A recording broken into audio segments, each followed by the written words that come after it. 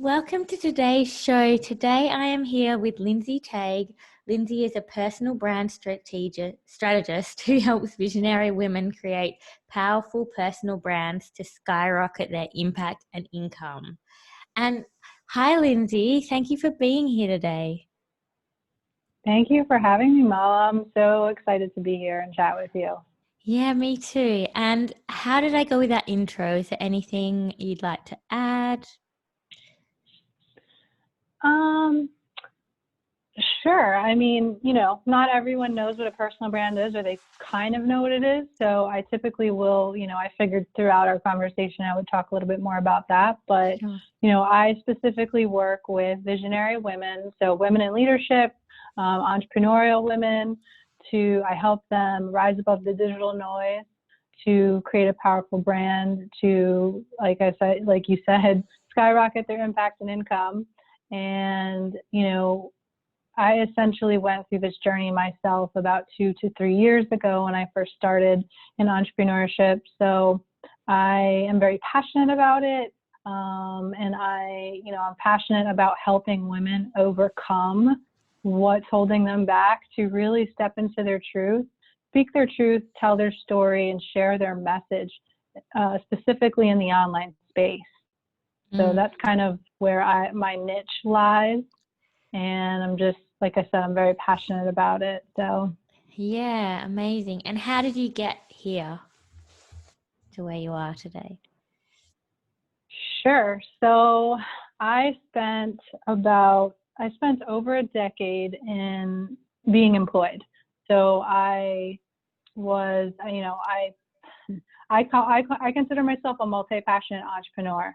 And I love sharing that because for so many years I looked at it as a curse. Even when I was in college, I was paralyzed with making those decisions. Like, what do I want to study in university, And I couldn't decide. And I'm sure many other people felt the same way, especially when we're at that age where we just, we don't know at that point. So now I embrace being a multi-passionate entrepreneur because I feel like I've been able to blaze my own trail, create my own path, and pursue the things that I like to say set my soul on fire.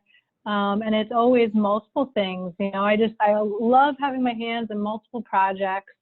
And I know I'm kind of jumping around here, so let me back up a second. Like I said, I spent about over a decade working for other people, so in all sorts of different environments. And I say that because this all goes back to me being multi-passionate, but also that I felt like, reflecting on all of that time, I was always in search of the perfect job, and I could never find it. I could never find the perfect environment, the perfect job or role within a company. I've always had leadership skills. I've always excelled in being a leader, and so I found myself in a lot of different management positions, thinking that moving up the ranks and hierarchy and stuff like that within companies, that would fulfill some kind of inner need or inner fulfillment. And I quickly realized, well, maybe not quickly, but I realized over time that none of those things were fulfilling to me. I was always kind of shoved into a box. And after many years of playing a victim, I will fully admit, we all kind of go through that process of, sorry, I know it cut out. It'll come back though, I think. You can hear Oh, me still, I can right? still hear you, so that's fine. No worries. Okay, Just, yeah, keep going. perfect. Um, so where was I? Okay. Yeah. So finding myself in positions that I just was not fulfilling to me. And about 3 years ago, I just was started to naturally gravitate to different groups and communities and friends who were entrepreneurs and business owners. And I started to look around and I was like, all of my friends and people around me are all pursuing, carving their own path. This path is for me too. Like, it dawned on me that I didn't have to sit in this box anymore. That it was the word I'm looking for. I guess I had a revelation that I put myself in this box. I was willingly staying in the box. And you know, I realized that I was telling myself a lot of different stories that were limiting, you know, limiting beliefs and limiting stories, that the only way I could make a secure living and a high income was being employed. And so, like I said, for so many years, I was searching for the best company to work for, and I never found it. And of course, there was some fear laced into that as well, you know, fear of going off on my own, and fear of not making money, being able to do what I love. And so it took, you know, it took a little while for me to reverse those beliefs and do a lot of inner work and inner soul searching to, you know, realize that I can do this and that I have the belief in myself to figure it out along the way. And so 2018, it was about a year and a half into me working for a startup company. I had moved my way into startups because I thought, you know, startups are creative, they're collaborative. You know, I thought it would be a good place for me to be. And I quickly realized that it was pretty much the same thing. They operated very much like a corporate company. They treated us, you know, like we were expendable. And I felt like I was chewed up and spit out. About a year and a half later, they let me go. They laid me off. And I was just so burnt out, so burnt out of you know, all of those years trying to find my way. And so at that point, I knew that it's time to make the leap. Yeah. So I did. I made the leap, and have gone through some more evolution along the way. I started out as a social media manager because that was, you know, that was low-hanging fruit for me. And I still do a little bit of that, actually. I have 1 or 2 clients that I still do social media for. I rekindled my skill of writing. So for many years, I hated writing. I had to write so many papers in college that it turned me off. Like, college actually crippled me from what is now my passion. Writing is one of my biggest passions now, and that's how I express myself and utilize it within my content for my business. And I still take on projects, you know, for other businesses. I help them with their content creation and their branding. And anyway, hopefully I'm not rambling on too much. No, I just have good. one more thing to add. Yeah. So personal branding actually bridged the gap for me from employee to entrepreneur. So back in 2018, like I had said, they laid me off. I was on a severance pay for a couple of weeks. And in that time, I said, you know what? I need to start putting out stuff online. I need to start positioning myself as an authority and as an expert. I have over a decade of experience in so many different like marketing and sales roles. And I knew that marketing was, I had done a lot of different things even prior to marketing, but I realized that marketing was my niche because I am a creative person, and it's a versatile industry because there's so many different things you can do. You can be on the design side, you can be on the content side, which is, you know, written content, and branding specifically is what I really fell into, that I really liked, and personal branding specifically because I consider personal branding how you humanize your business, especially as a solo entrepreneur. You know, we don't technically, as a, you know, let's say if you're a coach, because even though I call myself a personal brand strategist, I am a coach at this point. So I work with women one-on-one to help them develop their brand identity, their personal brand identity.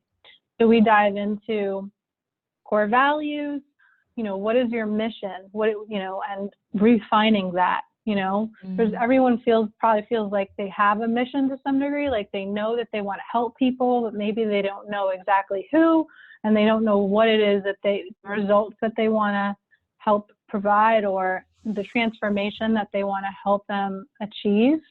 And so getting clear on that was the catalyst for me to be able to step out of imposter syndrome, which so many of us as entrepreneurs find ourselves in, because we're always looking out of what everybody else is doing. And so going inward, developing my mission, my message, and my story, like a lot of obviously what I just explained and how you introduced me, having those three things fleshed out and feeling really good about it is what skyrocketed my confidence to be able to get on, videos like this and podcasts. And I have always had a crippling fear of talking on stages, but I do feel like that is going to be the next step for me to really eradicate this fear that I've had for so long. And like I said, the catalyst for that was really feeling good about what I'm here to do and who I'm here to help. And it was a little bit of a process to figure that out. But I want to say over the last 6 months to a year, every day I'm getting more and more clarity around it. And that would be my biggest takeaway, is that, getting clear on that stuff, and also using social media and the internet to position yourself in a way that you want people to perceive you, right? Like, that's what branding is. Branding is not something tangible.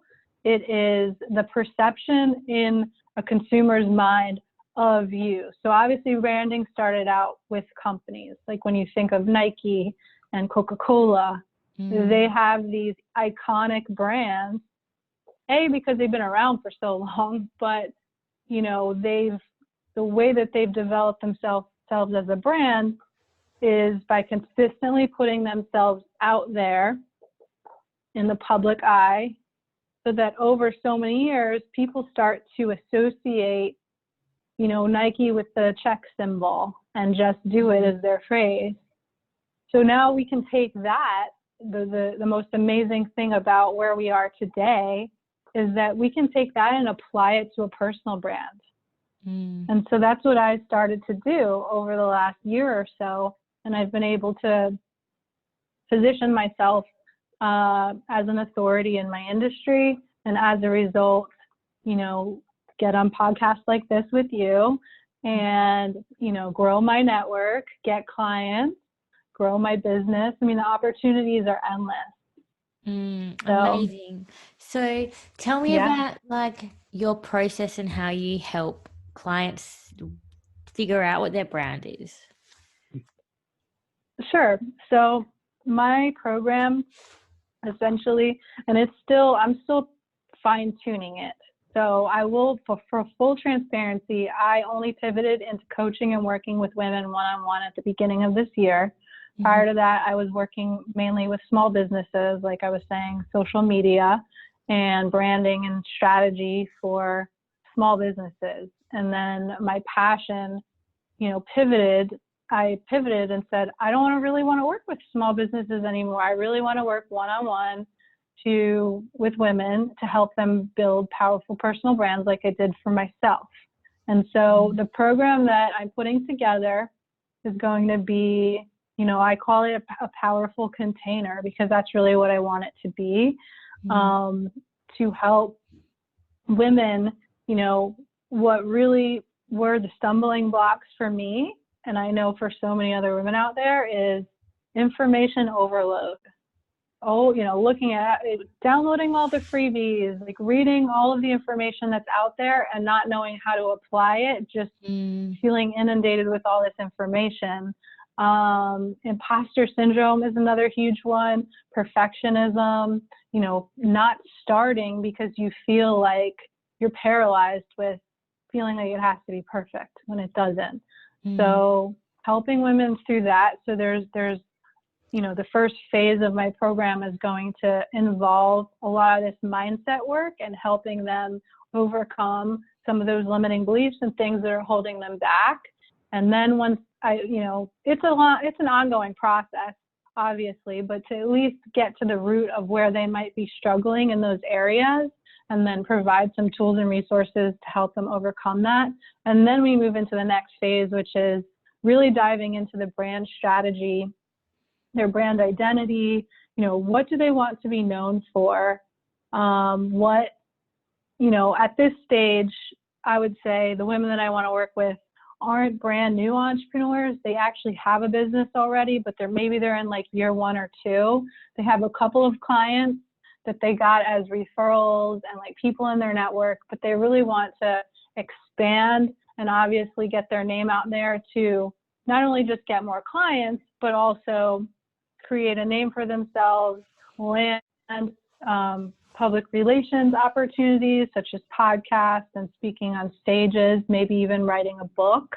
I actually spoke to a group of authors. I did a little video training to a group of authors on personal branding, and I would love to help authors as well, because they really are the ones too that can benefit from personal branding, because they're the ones writing the book. It's not like some business outside of them. So they need to develop their image and, promote their book that way, and that will help them increase book sales. And so to answer your question, yeah, we go into brand identity. We develop their brand story, their mission, their core values. So, a lot of people kind of gloss over like core values and things like that, but core values are very important. They serve as the guidance system for me, not only how I operate in business, but how I develop my content. So, if one of your core values, let's say, is, authenticity or integrity, when you're developing your content and your messaging, you want to kind of infuse those core values into the content that you're creating. And I think that's where some people get tripped up, because they're like, they don't, they either get writer's block or they don't really know, the perfectionism as well. And so, yeah, so those are the kind of things that get infused into the messaging that they're going to be using, whether it be on their website, how they create content on social media, the emails that they send out. You really want all of that to be very cohesive, because like I was saying earlier, using the same verbiage and the same language, not exactly the same. Of course, you want to get creative with it, but using similar language across everything, that's how you start to get your audience familiarized with what you're known for. And, that's almost like fuel to the fire, because even if someone that comes across your content, maybe they don't have a need for your services, but they might know somebody that does. And so someone asks them, hey, do you know a coach that does blah, blah, blah, or whatever? Oh yeah, I know somebody, because they've become so familiarized with you. So. Yeah, amazing. And so you mentioned values. Like, how many is there? Like, too many that they should define, or is there like a good number of values to kind of go off? I don't like to say there's a one size fits all for anything, because I'm very much of the, what I teach and coach on is very foundational. Everything outside of that, like foundational, meaning these are like the core things that you need in order to be successful with your personal brand and your business. But there isn't any hard set rules about any of those things. I would say 5 to 10. I definitely feel like I have a lot, and I'm always adding. Yeah. But yeah, I would say 5 to 10. And that if you feel really good about them, then yeah, they should be your core values. And why is it like having a strong brand identity and stuff so important? Because without it, people won't really know who you are. It only helps in the long run in terms of visibility. So visibility meaning, wherever you show up, like how part of my strategy in terms of visibility, and this is a little bit of what I teach in my program. I might add a lot more depending, but if you're a coach or a consultant and you get most of your leads from social media, like most people do, and you,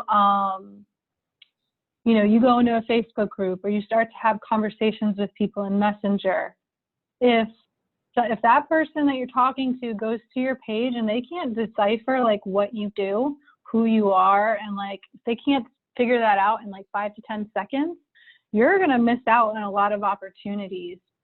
So that's something that I preach a lot in my content too. And I ask people like, if I go to your page, can I figure out who you are and what you do in like 30 seconds or less? And, you know, I do a lot of my own market research and look at people's pages, and I'm like, I don't know what this person does. I can't figure it out very easily. And so the more that you can be visible, and a unique value proposition is very important. So like the first thing that you said when you introduced me, I'm a personal brand strategist. I help visionary women build powerful personal brands to skyrocket their impact and income. So that line, that phrase says who I help, what I do, and like the transformation and the results that I help them achieve. So, you know, I think it's pretty clear that having that, people know right away. And so connections can be made quicker, and, you know, more opportunities coming your way. And this is a lot of the content that I'm pretty sure I shared in that podcast group, which is how we got connected. And I landed about 3 to 4 interview, you know, requests, and got invited to talk on a summit, to apply to talk on a summit. And this was the first time that I've really been intentional about getting on podcasts and like locking in these opportunities. And so I don't say this to brag, but it further proves why having a strong brand is so important, because I was able to line up 3 to 4 opportunities within a week with, you know, I don't want to say without trying. I tried, obviously, but being able to sum up what you do in very succinct ways, and like I said, having it cohesive across your website, across your social media profiles, your emails, and everything like that it's very important, especially as the market and our industries get, you know, crowded and saturated. I tell, you know, there's a lot of people out there that let that fear stop them from doing anything. So I want to make sure I say, like, do not let that stop you because of the whole, I can't do that. Everyone's a coach, or everyone's this or that. But not everyone is you. And that, I think, is right there. I think that's the main reason why I'm so passionate about this, is because personal branding is actually what sets you apart. That's what I meant to say. And it sets you apart. It's, you know, you stand out, you're unique, rather than just saying like, oh, you know, I coach women, I help them through, you know, something boring, like a boring phrase or whatever. So it's important to create something that's impactful, that people hear it and they go, wow, I need to talk to that person. That's the key difference between having a strong personal brand and not having one at all. And so what about if someone is like, you know, they're doing a few things and they don't want to, like, they're scared of, like, you know, restricting themselves by like sticking to just one thing. How do you help someone get like that clarity? And that's exactly who I help. Because I'm multi-passionate and I'm the same way. And I did have some of those fears of feeling restricted over the years as well. So your mission, your message, like my message is tied to my mission. So ultimately, what my message is I help women, you know, speak their truth, tell their story, and share their message with the power of personal branding. And, you know, over time, it can change. You're not stuck there. And there's ways to go about it where, you know, you don't want to be too vague, because depending on what you're working on at that moment, you know, just because if I say I'm a personal brand strategist and I'm helping women do such and such, I'm still doing other things. I'm still doing, I'm doing copywriting and I'm doing social media, like I said. I'm just not actively putting that out there. The thing is, they're all kind of interrelated anyway. So I guess if the question was like, if they did like multiple different things, I would just say focus on one at a time in terms of how you're going to use branding and social media to market yourself. Hopefully that answered your question. But And yeah. yeah, it did. And then I think I know a lot of people who like they get concerned about just focusing, like they have so they have one thing that they can focus on, but then they get concerned about like the amount of content that they can create based on like the one like specific area, so you mentioned values as a way of like running that through content to create content ideas. Could you give like another tip or something that people could use to help with that? Absolutely. So storytelling, that's a huge thing right now. A lot of people, I don't want to say it's a buzzword. I mean, it's been around forever, but stories are what connects people. And that's another way to differentiate yourself. No one's going to have your story, right? Everyone's going to have different stories. So, and I don't just mean stories about like your origin story. I mean stories in general, like story about how you helped a client achieve a result, the story about how you went through something painful or adversity and how you overcame that, which is what's called the hero's story or the hero's journey. That's something that I use a lot in my, it's kind of a framework that I use within my stories as well. And it's, basically, this is where you were at one point in time. This is where you are now. And you had something happen that you learned a lesson from. What was that lesson? And how are you a better person now? Or what did you learn about that? That's a pretty basic framework for the hero's journey. Of course, there's different ways you can storytell, but I would say also, utilizing that in a way that you can emotionally connect with your audience, infusing emotion into all of this, all of your content. I mean, I'm not to say all of your content, because, you can do educational pieces that obviously aren't going to have much emotion infused into it. But if you're doing like a story that involves your core values or a story about you personally, it should be very easy for you to infuse emotion into that. And that's what keeps people engaged and resonate with you. And it builds the know, like, trust factor, which I'm sure most people are probably familiar with that. But know, like, trust is what also builds authority and builds trust with your audience, and hopefully will open up more opportunities for people to want to work with you. Yeah, that's so useful. And where do you see the future of branding and marketing going? Where do I see it going for me? Yeah, just Is that your question? yeah, for you and in general, yeah.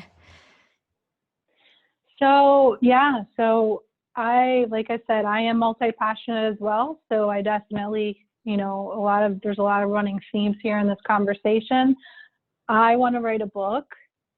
Like I was saying before, potentially will talk on stages when the world opens back up. But for now, like, I'm doing this virtual summit. I've done virtual summits in the past, and really just, it's I'm combining a lot of different things, and it's just so interesting because this is how you make it your own. You know what I mean? Like you can make, there's so many ways that you can create. I'm a creator first and foremost. Creator. I call myself a creative visionary. So I maybe even put on some of my own events in the future, but all centered around, I don't know if it'll ever change that I think I want to stay focused with women because, a lot of my core values and the way that I approach things are very rooted in, what I call divine feminine leadership. That's kind of a new thing that I've I don't want to say I've created, but it's not something that a lot of people talk about, even women. And basically what that means is the core values essentially of a divine feminine woman are creativity, intuition, community, collaboration, and sensuality, which is feeling more than thinking. And so taking those values and infusing that into, that may just be like the program that I'm creating right now. I may focus on that specifically, or not focus on it, but make it more of this theme, but still using the foundational pieces of personal branding within the program, just focusing on women who really want to step into that divine feminine leadership role and infuse that into their business. And so those are the things that light me up, just seeing, you know, because I've gone through my own transformation and I'm still am, I feel like we always kind of are transforming and evolving in different ways, but helping women to do that as well. And I love community. I'm in several different groups and circles that bring women together in different ways. And I've just loved soaking up that energy and being able to help each other kind of rise up and step into our authentic selves. So for right now, at least, you know, the next few years, I see it staying in that kind of lane and going in that direction. But I do have a bigger vision as well that is kind of coming together already, but it's that I want to work with, you know, when the time comes when I'm not necessarily going to step away, but expand back into working with businesses. I could see myself consulting with businesses as well, but businesses who have a purpose, like purpose-driven brands is the kind of phrase that I use, and it's other people have used it as well. It's not my own phrase, but purpose-driven brands and businesses, or what they call social impact companies that, you know, maybe they do solar energy, or, you know, they do something that helps the environment or society. They have a mission to make society better or improve the economy or improve the environment. I would like to work with companies that are doing things like that to help them tell their story, their brand story, help them with their content, help them develop their branding. Because the way that I see it is that's my passion and my skill, and I'm helping them because they are, or I want to help them because of the things I mentioned. They're going to help, you know, the environment or the economy or society. So yeah, that's kind of a longer term vision.